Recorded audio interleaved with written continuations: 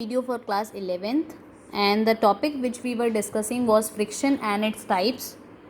This is for the continuation of part 1 where we have discussed about the static friction, limiting friction and kinetic friction.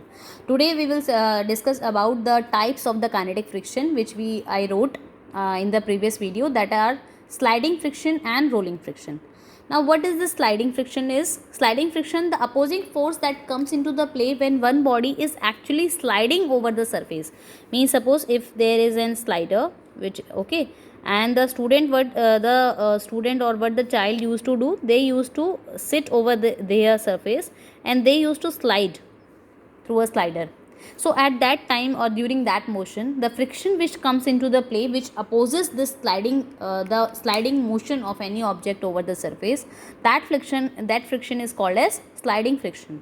Now the second case we will discuss, that is of rolling friction. Now suppose again I will take a slider, and what I will keep in place of that, now I will keep a ball here. Now what will happen if suppose this ball, if I will apply an external force over it, so what the ball will be supposed to be do, the ball will gonna start rotating or rolling over this surface. Okay, it will rather than a sliding, it will rotate or rolls over a surface. Okay, and then this force, that opposing force that comes into the play when one body is actually rolling over the surface of other body, so that friction is called as rolling friction. So now there are some laws of kinetic friction. Means we will discuss about the laws which are involved in this friction. So number one law is the force of kinetic friction. If suppose I will denote the force of kinetic friction with a F with a suffix of K. The law says the force of kinetic friction is directly proportional to the normal reaction between the two bodies in contact. Means it says कि whatever be the normal reaction, if suppose this is a body which is kept on over a surface, okay, and if the weight of the body is acting in the downward direction towards the center of the earth, then there will be a normal reaction in the opposite direction to keep the object in a balanced condition. So what does this law the law says of kinetic friction? The force of kinetic friction, and if suppose the body is in a movement state, so in that case the force of kinetic friction Fk is directly proportional to the normal reaction between the two bodies in contact. So that will be that can be written as Fk is directly proportional to R.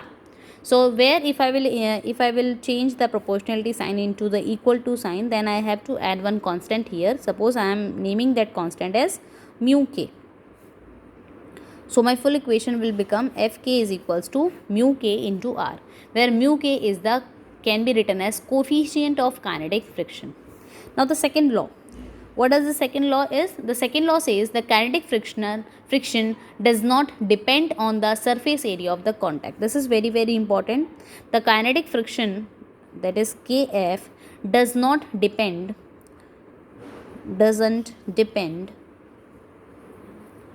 on area of or surface area of contact.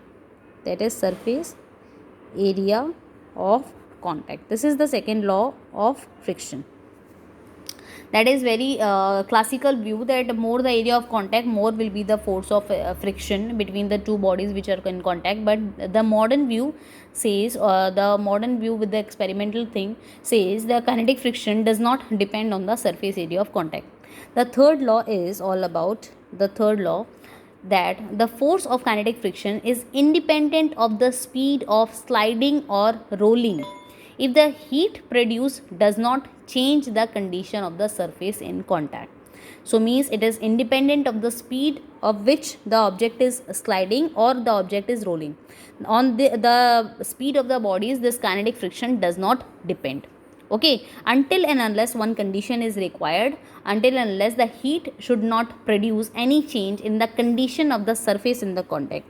If the object is, suppose it is kept on the surface and it is sliding over in this direction, then the kinetic friction which is playing its role to oppose this motion, that kinetic friction doesn't depends on the speed. Okay, it doesn't depend on the speed of the rotation or the rolling motion or the sliding motion of any object, until and unless the heat which is produced between the contacts of the surface of the two bodies, the heat should not affect any changes in the condition of both the area of contact. So that's all about the kinetic friction. Next video will be on the cause of rolling friction and the other topics of the chapter. Thank you.